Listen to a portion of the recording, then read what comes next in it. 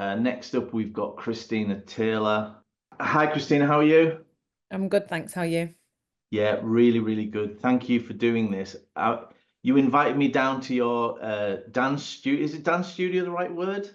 Yeah, The- yeah, yeah. We have our dance studio on the top floor and our agency on the bottom floor. And your agency on the bottom floor. Well, there was about three different rooms with different dance. I had my leg warmers on, but I didn't really get involved, did I? Wow. Yeah, yeah. Yeah. Wow, that's unbelievable. Yeah, Yeah. but it was really a real pleasure to meet you at that occasion, and also just to see what you were involved in, because there's so many happy faces, young people really enjoying themselves, and it was really sort of it was quite moving for me. I was like, oh wow, this is where it's at, and lots of good kids in that, your dance section. But Ryan's gonna chat to you about I'm trying to get the leg warmer comment out. Unbelievable. all the kids sort of went, hi, Tony, like this, like jazz hands and all that sort of stuff, which I was delighted with. Wowzers. No, Christina, absolutely brilliant to have you with us. I think just to start with, really, can you just give us a bit of an overview, really, of obviously the things that you're involved with? Okay, so do you want a total overview or just what I do in football? Yeah, just in football. Okay. Okay, so at the moment, I'll give you a little bit of background. Essentially, off the back of the dance school, because the dance school did really well. It's a social enterprise that tries to socially mobilize kids through the means of dance. They ended up doing really well, like Justin Bieber used them, Stormzy did, Gigs did, and then we had a BBC documentary commissioned on us. So then we started an agency for kids and families, but then we went into lockdown in 2020. And so obviously production wasn't continuing, but my good friend Tom Malone Jr., who's on Gogglebox, was teaching for me. And I said to Tom, it's a travesty that you've only got 25,000 followers across social media, TikTok and Instagram. You're on primetime social, primetime TV. You should have more. So I'm going to help you. So we helped scale him over lockdown to 1.2 million between TikTok and Instagram. And So, it just Tina, can I just, I don't know who's the guy you're talking about? What's his name? Tom Malone Jr. So his family are still on Gogglebox. If anyone knows them, they'll be the family that have the dogs and the cakes on the table Yeah. from Okay, Stretford. okay. Yeah, You know that yeah, one. I know it. Yeah. Cool. So yeah, so he done really well basically, and Mary Earps loves Gogglebox, right? And she saw a video that me and Tom done explaining how we grew Tom, and she slid into my DMs and she said, "What you've done for Tom, do you think you can do for me?" And I said, yeah, let's give it a go. And it's ironic actually, because I was co-managing Tom at the time because I didn't know how to manage influencers. So I ended up working for another agency, and I kept saying to this guy, I kept bringing talent to him, and he kept saying, no, no, no. But with Mary, I'm a United fan as well. And I was naively said, I mean, there's only one goalkeeper that really starts, so surely we can differentiate you somehow, like to me, a lot of people in football would look at that and think, oh, nobody cares as much about goalkeepers. But to me, I see there's only one that really regularly starts, so surely we can make something of that. And he turned around and he said to me, I don't know what I'm going to do with a female goalkeeper, so just do it by yourself. Oh Yeah. wow. Yes. So I said, What okay, sort of cool. time was this, Tina, when this happened? This is, if you've ever heard Mary's story, you've heard her talk about when she was down and she was gonna retire from football. This was like for 4 years ago now, more or less. And she thought she was retiring, and she wanted to build a personal brand so she could still work in football, but just make people more aware of her. She wasn't in the Lioness team yet either. Yeah. Oh wow, She'd been it dropped. hasn't gone so bad since No. 4 years ago. No, yeah. She was only on 50,000 followers on Instagram. And she told me, she said to me that she has two goals: to make goalkeeping cool and to leave the women's game in a better place. Brilliant, excellent. So just take us on that journey then, really, with how you were able to support and obviously, I mean, pretty much everybody on this call will know who. I'm sure everybody on this call will know who Mary Earps is. Yeah. Yeah. So the first thing she did is, like I said, she told me she wanted to make goalkeeping cool and to leave the women's game in a better place. But it's really ironic because I didn't start with the intention of becoming a quote unquote commercial agent for football players. Yep. What I found is that we had an influencer agency already, so we have a lot of incoming brands. Sure. So what we would do is pitch our players out as, or Mary at that time, obviously we have more now, as talent. So because we had great relationships with a lot of brands on the influencer side, we'd be able to it's a lot of commercial agents will cold pitch to brands without understanding where they are and being Sure. able to maintain relationships. But for instance, Mary's first brand deal was JD Sports. But we've worked with JD for a long time, and at that time I think they were our biggest client that year. Okay. So we managed to say, look, we've got Mary here, don't you want to do something? But when you've got those relationships, it's a lot easier and you understand how they can fit into the strategy. So Yep. even prior to the Women's World Cup, the only talent that they used were our talents. So they used Mary, and that was the only lioness that they used on digital social campaign. And then our other talent, Siobhan Wilson, who plays for Birmingham City, they flew her out to cover the World Cup. That's because of personal relationships, right? And us understanding what they've got coming up, because we're in constant conversations. So we landed in that space. But with Mary, when she told me that, I said, you're going to have to get on TikTok. And it's just about spotting gaps, because she wants to engage young people. I said, young people on TikTok. At that time, there was only 4 United players on there. Oh, They wow. weren't using it properly. Man United women went on TikTok, and Man United were on TikTok. But I said to her, you have the opportunity to be the first Man United player, male or female, to show the BTS of what it's like to be at Man United. So go on TikTok, start doing that. And obviously, because it's quite a niche, she's grown. So we've got her Facebook, TikTok, and Instagram going now. And you'll notice she's probably the only active playing female women's player now that's regularly engaging on LinkedIn. Right. Wow. I've seen Yeah, on LinkedIn LinkedIn, some of the yeah. stuff over from Paris and what have you, Mm, and all of that. Yeah. And I mean, I'm not very good social media wise, Tina. So yeah. it's like it's tough for me to get around all these sort of Yeah, but concepts. LinkedIn is LinkedIn is obviously not a natural home, I would say, for professional athletes. So it's a real like point of difference again, isn't it?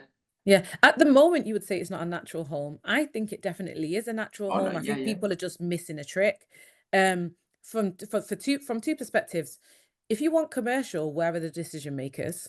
Yeah. You know, they can see your content and what you're doing on LinkedIn. And then they can refer back to your social channels. So it's the easiest way to be at the forefront of those people's minds. That's number one.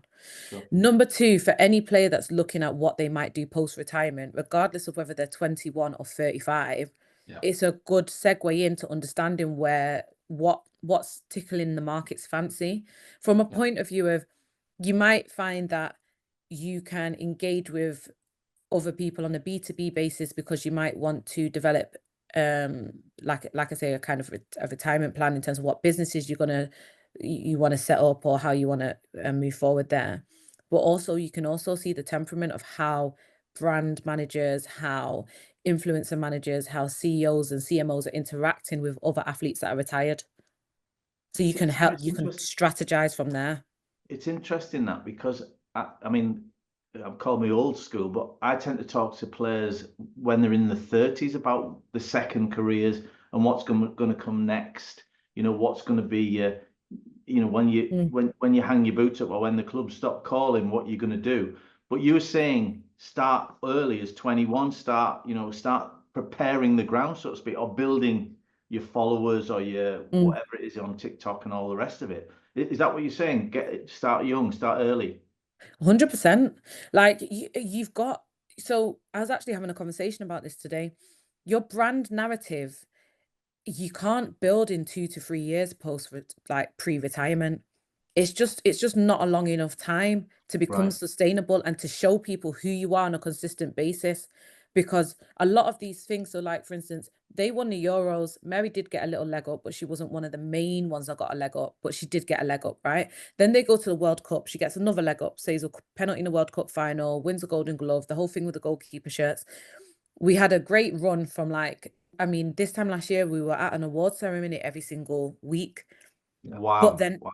yeah, and that's no over exaggeration. She was winning awards. But coming into this year now is the time to build the legacy. Now we're going to have to spend years building that legacy. And then that's what you can go into retirement on.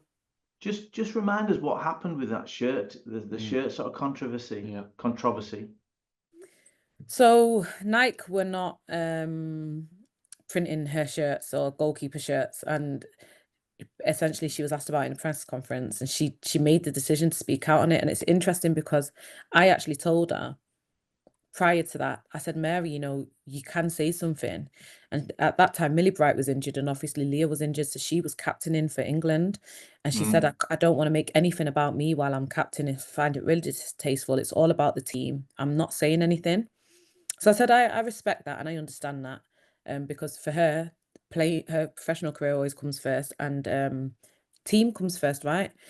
But then I guess when she was asked about it in the press conference, and because I think because I'm not necessarily from a football background, and I'm from, my work is very much so started in third sector, but also I work in brand and PR. I'm like, say something if you want to. So I encourage that, and Yeah. she got asked the question and she decided to be honest. And from there, I guess we spent a lot of time, a lot of my summer was managing that whole campaign per se, around the goalkeeper shirts, and then managing it as she comes out of the World Cup.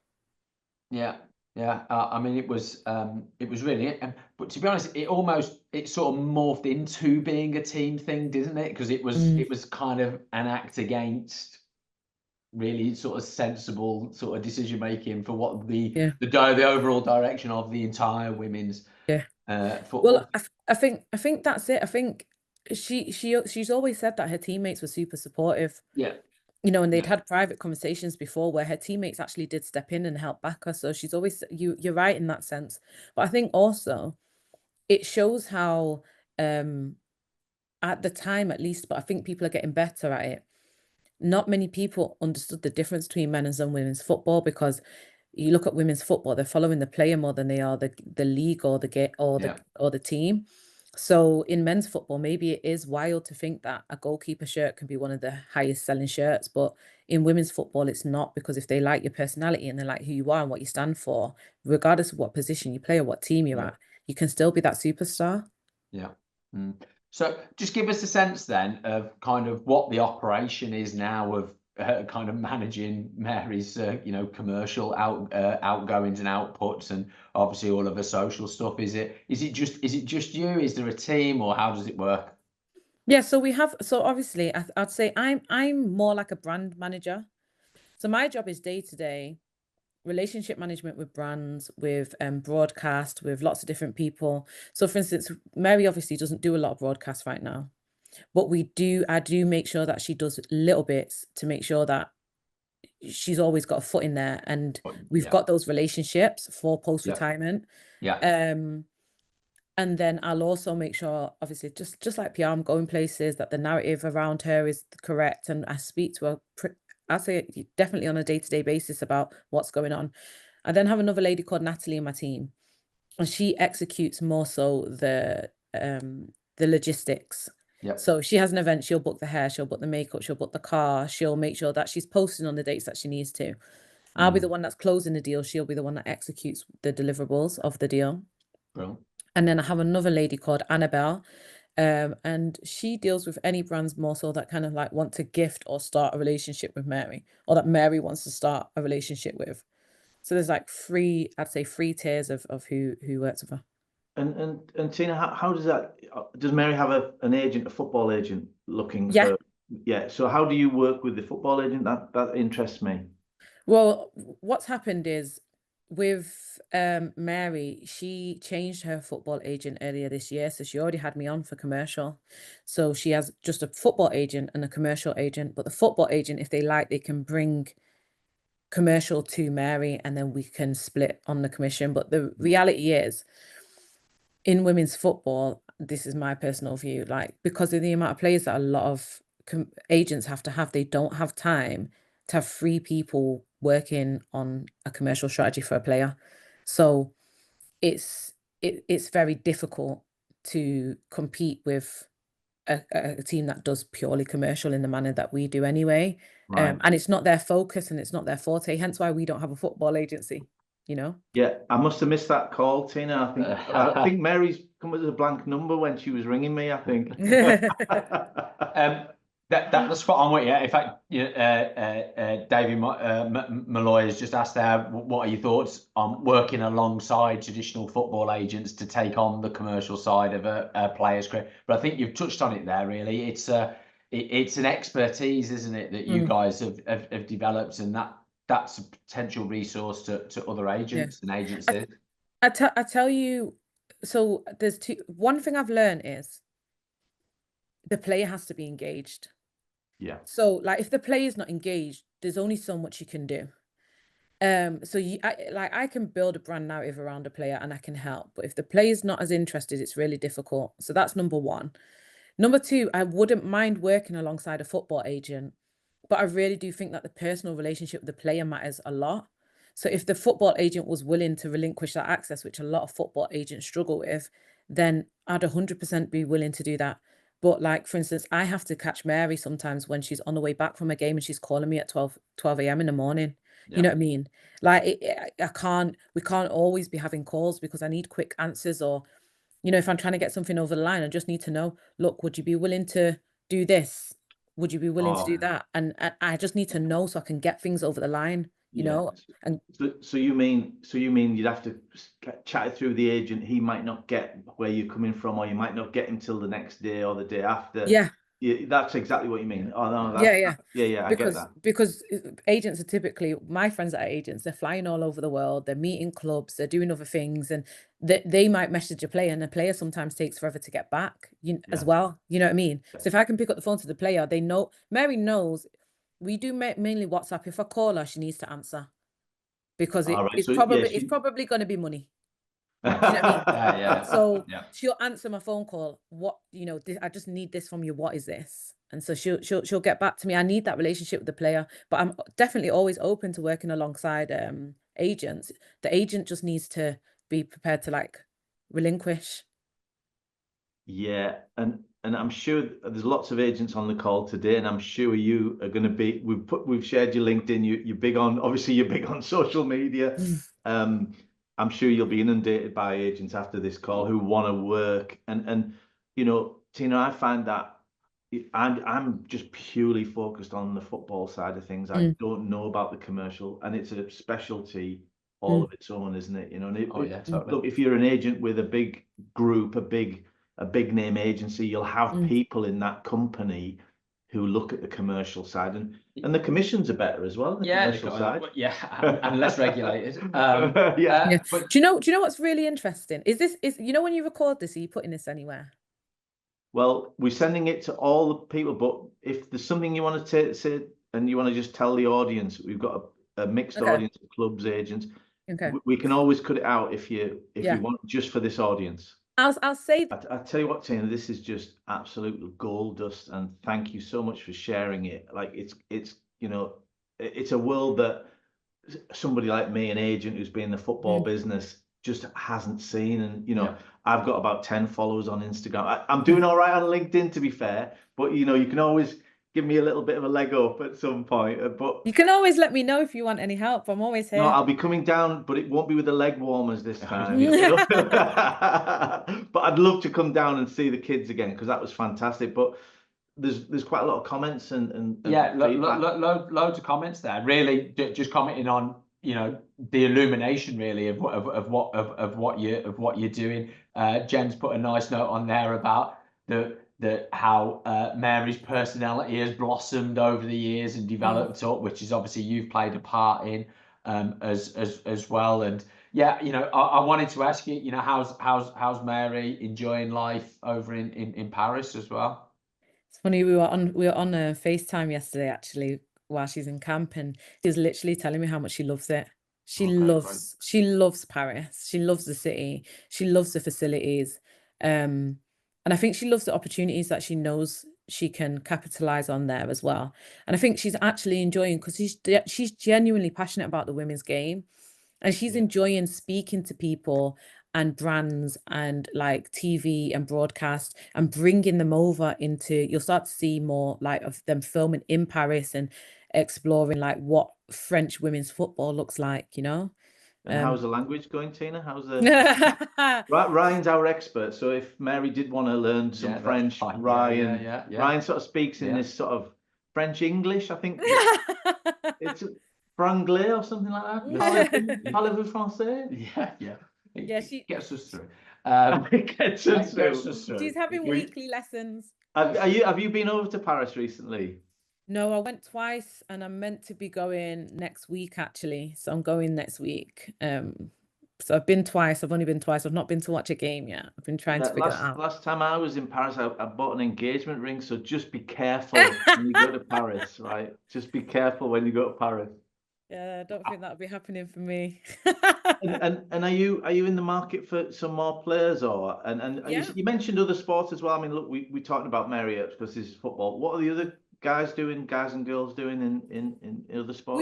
We work loosely with a boxer, and we also work with Holly Aitchison, who plays for England Great. rugby. So Yeah. yeah, so we're open to other sports. I think it's really about the player and the personality. So it's like agent could hire us, and if you want us to just kind of build their profile and give you a brand strategy, we can do that. But if you actually want a superstar, you have to have a superstar personality, or at least a superstar work ethic that wants that.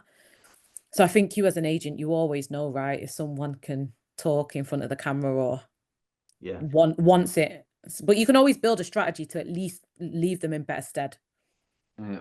I think that's a good, really good advice to end on there, Brilliant. Tina. Thank you so much for that. No, that was No worries. that was absolutely fascinating, Christina. So we really do appreciate that. And yeah, I've still got the leg warmers in my head, but like, other than that, there's like, a TikTok video for me and you, right? There is there somewhere. Is this going out on TikTok? Definitely not. Thanks, Tina. Definitely not. No worries. I'd love to come down and see you. Yeah, you let me know. Brilliant. Yeah. Brilliant. Okay. Fantastic. Thanks so much. Thank you. Sorry. Thank you, Christina. That's brilliant.